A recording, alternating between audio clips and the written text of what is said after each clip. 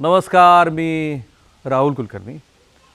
आजचं विश्लेषण राजकीय महत्त्वाकांक्षाच्या फुग्याला राज्याचे मुख्यमंत्री श्री देवेंद्र फडणवीस यांनी लावलेल्या टाचणीबद्दल आहे.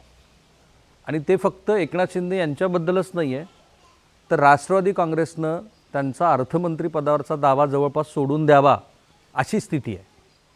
काल मी मुंबईतनं देवेंद्र फडणवीस यांची घेतलेली प्रदीर्घ मुलाखत पाहिली आणि माझ्या लक्षात आलं की एक सीझन पॉलिटिशियन कशा पद्धतीनं आपल्याला जे म्हणायचं ते म्हणतो.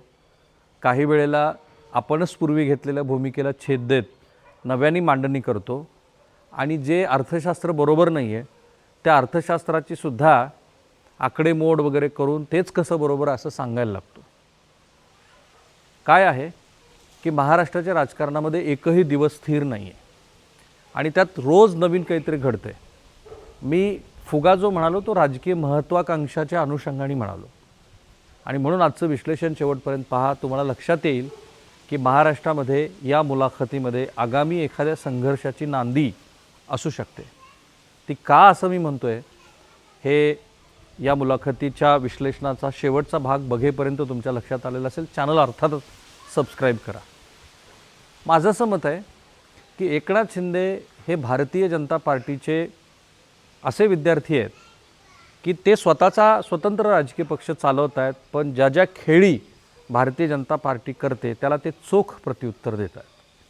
भारतीय जनता पार्टीचं देशव्यापी राजकारण काय आहे? सबको लो, हजम करो और डकार दो. महाराष्ट्रामध्ये 2014 पासून ज्याला आपण मेघा भरती वगैरे म्हणालो, ती मेघा भरती थांबायचं नावच घेत नाही. रोज कोणी ना कोणी त्या पक्षामध्ये येतो.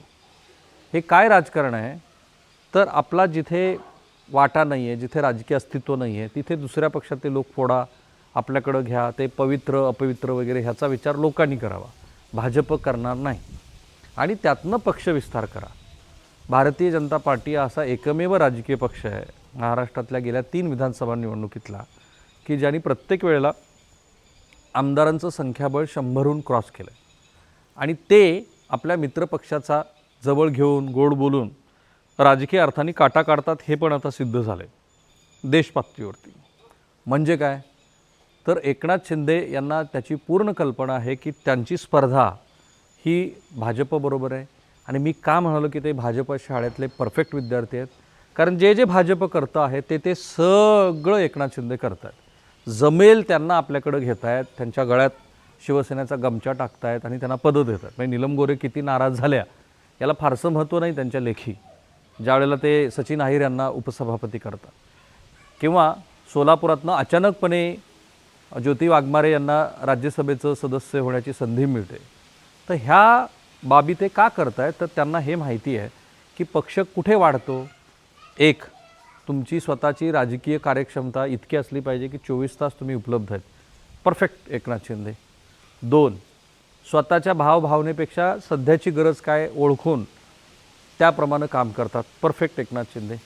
आणि महत्त्वाचं म्हणजे आपला प्रतिस्पर्धी कोण आहे ते ओळखून त्याप्रमाणे वर्तन करतात. ते एकनाथ शिंदे. परफेक्ट एकनाथ शिंदे. आणि म्हणून जसा भाजपनं पक्षविस्तार केला तसाच पक्षविस्तार एकनाथ शिंदे करतायत आणि त्यांना पुन्हा एकदा राज्याचं मुख्यमंत्रीपद हवं आहे. ती मनीषा त्यांची लपलेली नाही. आता या मुलाखतीतनं या मनीषेच्या अनुषंगाने आणि एकूणच शिवसेना भाजप अंतर्गत जे राजकारण सुरू आहे आणि त्याला जो राष्ट्रवादीचा कांगोरा आहे त्याचे अनेक गौप्यस्फोट फडणवीसांनी केले. महत्त्वाचं म्हणजे ते असं म्हणाले की हे 6 खासदारापैकी 1-2 खासदार आमच्याकडं येऊ इच्छित होते. आहे की नाही? म्हणजे काय? आम्ही मित्रपक्षाला मदत केली, आवश्यक तेवढी मदत केली हे सांगत असताना पुढचे पण त्यांनी दरवाजे कुठे जातील, काय राजकीय किती किलकिले होतील त्याचा अंदाज दिला आहे. ते म्हणाले की सध्या आमचं असं ठरलेलं आहे की आमचे दरवाजे बंद आहेत. माहीत नाही मला ते असं का म्हणाले. कदाचित ती जी चर्चा होती की वरूनच सांगितलं गेलं की एकनाथ शिंदे यांच्या पक्षात जे खासदार येत आहेत त्यांना येऊ द्या, तोही संदर्भ असेल. पण सध्या भाजपचे दरवाजे बंद आहेत. त्यामुळं ज्या शिवसेनेत जाऊ इच्छित आहेत त्यांनी तिकडे जावं, ज्या राष्ट्रवादीत जाऊ इच्छित आहेत त्यांनी तिकडे जावं. म्हणजे एकाच वेळेला एका दगडात त्यांनी अनेक पक्षी मारले. म्हणजे राष्ट्रवादी काँग्रेसमधून फुटणारे खासदार हे गेले तर राष्ट्रवादीचमध्ये जातील. शिवसेनेमध्ये जे काही घडामोडी सुरू आहेत त्याचा आमच्याशी संबंध नाही आहे, कारण आमचे दरवाजे बंद आहेत. पण हे सांगत असताना आपलं महत्त्व, भाजपचं महत्त्वही त्यांनी अधोरेखित केलं की हे 2 खासदार आमच्याकडे येऊ इच्छित होते, पण आम्ही त्यांना सांगितलं की आमच्याकडे नको. जायचा तो संदेश गेला. दुसरं जे मी अनेक वेळेला म्हटलं आहे की अनेकांना असं वाटतं की एकनाथ शिंदे हे पुन्हा महाराष्ट्र राज्याचे मुख्यमंत्री होतील. माझ्या मते 2029पर्यंत ते होणे नाही. कारण 137 देवेंद्र फडणवीस म्हणाले की महाराष्ट्रामध्ये पुन्हा मुख्यमंत्री पदासाठी 147 आकडेवारी लागते. खरं तर 145 146 आहे +1. 147 आकडेवारी तर एकनाथ शिंदे यांचा पक्ष गाठू शकत नाही. 137 आमदार भारतीय जनता पार्टीकडे आहेत.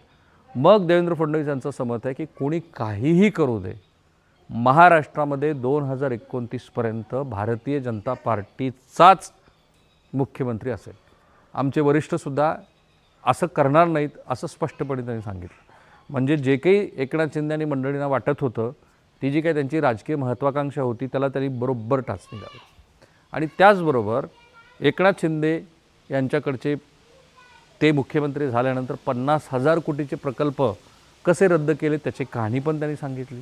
आणि सरळ सरळ सांगितलं की त्या 50,000 कोटीच्या अतिरिक्त वाढीव कामामुळं, म्हणजे मुख्यमंत्री असताना एकनाथ शिंदे यांनी ज्या योग्य त्या तांत्रिक आणि कायदेशीर बाबीकडे लक्ष देणं अपेक्षित होतं ते दिलेलं नाही. ते म्हणाले की आम्हाला लक्षात न घेता वगैरे असं होत नाही. मुख्यमंत्री आणि उपमुख्यमंत्री किंवा नगरविकासचे मंत्री यांना पूर्ण ब्रीफिंग असते. म्हणजे काय, तर 50,000 कोटीची कामं एकनाथ शिंदे यांच्या नगरविकास विभागाची का रद्द करावी लागली? कारण ती वाढलेली होती. टेंडर प्रचंड प्रमाणामध्ये वाढलेली होती. म्हणजे तेही त्यांनी एकनाथ शिंदे यांच्या कार्यकाळात झालं होतं हे सांगून त्यामुळे राज्याची कशी बचत झाली हे सांगितलं. खरी चिंता आहे ते राष्ट्रवादी काँग्रेसला. निसंशयपणे त्यांनी अर्थमंत्रीपद आपल्याचकडे राहील याचे स्पष्ट संदेश दिले आहेत. ते म्हणाले की सध्या तरी अर्थमंत्री बीच आहे, माझ्याकडेच ते राहील. आणि प्रश्न जेव्हा असा आला की मग राष्ट्रवादी काँग्रेसनं मागणी केली का, तर म्हणाले हो, पण आमचे पक्षश्रेष्ठी ठरवतील त्यावेळेला आम्ही त्या पदाबद्दल बोलू. यांच्या पक्षश्रेष्ठीला राष्ट्रवादी काँग्रेसच्या मागणीकडे लक्ष द्यावे अशी स्थिती काय? मुळामध्ये केंद्रीय पातळीवरच्या राजकारणात इतके सगळे संदर्भ आहेत. कारण तोही अत्यंत चाणाक्षपणे त्यांनी एकनाथ शिंदे जे दिल्लीमध्ये जाऊन सातत्यानं तक्रारी करतात त्याबद्दलचा सुद्धा एकदाच सोक्षमोक्ष लावला. ते म्हणाले की दिल्लीमध्ये कोणत्याही तक्रारीचं निराकरण होत नाही. म्हणजे जे जे काही घडतं त्याच्या तक्रारी जे एकनाथ शिंदे दिल्लीला जाऊन करतात त्याला काहीही अर्थ नाही असं स्पष्टपणे त्यांनी सांगितलं. जो काही निर्णय होईल तो निर्णय महाराष्ट्रातच होईल आणि तो मीच घेईन असं त्यांनी अप्रोक्षपणे सांगितलं. आणि त्याचा अर्थ काय, तर एकनाथ शिंदे यांनी ज्या काही तक्रारी पूर्वी केल्या होत्या त्या तिथल्या हायकमांडनी फारसं त्याच्याकडे लक्ष दिलं नाही. हा प्रश्न जेव्हा विचारला गेला की हा संदेश की हे राज्य पातळीवरतीच पुढे शंकांचं निराकरण होईल, हे निराकरण करण्याचा संदेश तुम्ही दिला आहे का, तर ते म्हणाले की योग्य तो संदेश योग्य त्या ठिकाणी पोचलेला आहे. म्हणून मी म्हटलं की 3-4 मुद्द्यावरती एकनाथ शिंदे आणि राष्ट्रवादी काँग्रेसच्या महत्त्वाकांक्षाच्या फुग्याला त्यांनी बरोबर टाचणी लावली. आणि हेही सांगायचा प्रयत्न केला की भविष्यामध्ये तेच मुख्यमंत्री राहतील, भाजपचाच मुख्यमंत्री राहील आणि मग त्याबरोबर आपली आणि मित्रपक्षाची वाटचाल कशी राहील याचाही त्यांनी उल्लेख केला. आणि हे फार इंटरेस्टिंग आहे. ते म्हणाले की सध्या महाराष्ट्रामध्ये विरोधी पक्ष शिल्लकच नाही आहे, त्यामुळे आमच्यातलेच काही लोक विरोधी पक्षात वेगवेगळ्या राज्यामध्ये जिल्ह्यामध्ये काम करतात. हे बरोबरच आहे. म्हणजे जिथे साताऱ्यासारखी स्थिती, संभाजीनगरसारखी स्थिती जर पाहिली किंवा अंबरनाथ, कल्याण, डोंबिवली, तर तिथे भाजप विरुद्ध शिवसेना अशी लढत आहे. त्यांचं असं म्हणणं की याच्यात काही वावगं नाही आहे, आम्ही मित्रपक्ष आहोत तर आम्ही संघर्ष करू, ते संघर्ष जिल्हा पातळीवरती होतील कारण दोन्ही पक्षाला वाढायचं आहे. पण हे सगळं करत असताना भाजपचा मुख्यमंत्री आहे आणि तो सर्व ताकदीनं आपल्या स्थानिक नेतृत्वाला योग्य ते बळ देतो आहे. जसं जयकुमार गोरेंचं उदाहरण आहे, ते ज्या पद्धतीनं वागतायत तर ते अत्यंत खुबीनं त्यांनी तो टाळला आणि शिवसेनेबरोबरचा संघर्ष कसा अटळ आहे तेही सांगितलं. आर्थिक आघाड्यावरती त्यांचं विश्लेषण असं आहे की महाराष्ट्र अजून ओके स्थितीत आहे, not in bad, not in good position. आणि मग ज्या फ्रीबीज आहेत त्या रद्द होणार नाहीत, नवीन कोणतीही स्कीम येणार नाही फ्रीबीजवाली. जे 1,00,000-1,50,000 कोटी रुपये महाराष्ट्राला त्यांच्या अर्थसंकल्पातल्या तुटीसह नवीन ह्या फ्रीबीजसाठी लागत आहेत, म्हणजे त्यात 28,000 कोटी रुपये शेतकऱ्यांच्या वीज बिलाचे, 30-35,000 कोटी रुपये लाडक्या बहिणीचे आणि तत्सम. तर या मुद्द्यावरती त्यांचं असं म्हणणं आहे की राज्याची आर्थिक स्थिती बरी आहे, फार चांगली नाही आहे, फार वाईट नाही आहे. या स्थितीत त्यांचा कारभार सुरू आहे आणि त्याच्या अनुषंगाने तेच अर्थमंत्री कसे राहतील असाही त्यांनी सुतोवाच केला आहे. माझ्या मते त्या एका मुलाखतीनं अनेक संदर्भ दिलेत. खास करून उद्धव ठाकरे हे अलीकडच्या काळामध्ये देवेंद्र फडणवीस यांच्याबद्दल बरंच गोड बोलत आहेत. तर जेव्हा त्यांची गरज मला होती, अर्थात 2019चा राजकीय डाव जो उद्धव ठाकरे यांनी टाकला होता त्याला ते विसरलेले नाहीत. त्यांचं असं म्हणणं होतं की 2019ला मला फार गरज होती तेव्हा उद्धव ठाकरेंनी साथ दिली नाही. एक जुनं गाणं पण त्यांनी हिंदीतलं सांगितलं आणि ती वस्तुस्थिती पण आहे. खरं तर त्यावेळेला शिवसेना आणि भाजपला मॅन्डेट मिळाला होता, तो उद्धव ठाकरे यांनी टाळला आणि ते महाविकास आघाडीकडनं मुख्यमंत्री झाले.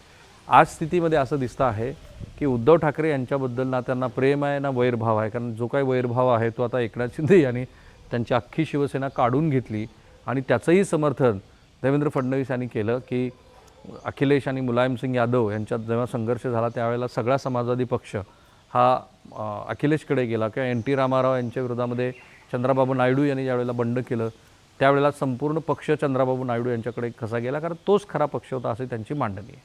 या सगळ्या मुलाखतीचं सार जर आपण काढलं तर एका अर्थाने सद्यस्थितीमध्ये जे काही महाराष्ट्रामध्ये सुरू आहे त्याचं समर्थन राजकीय कारणामुळे अगतिकतेमुळं देवेंद्र फडणवीस असं करताना दिसतात.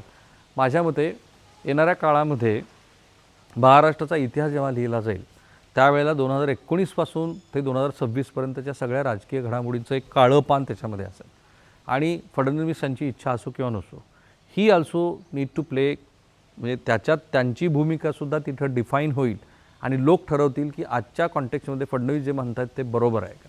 कारण हे जे राजकारण आहे ह्याचा लोकांना उबग आला आहे. अर्थात त्यांच्यापर्यंत त्याची मेसेजिंग पोचतच असेल, ती त्यांची राजकीय अपरिहार्यता पण असेल, पण ही राजकीय अपरिहार्यता महाराष्ट्रातली राजकीय साठमारी काही संपवायला तयार नाही हे पुन्हा पुन्हा दिसते. म्हणून मी त्या मुलाखतीचं विश्लेषण केलं.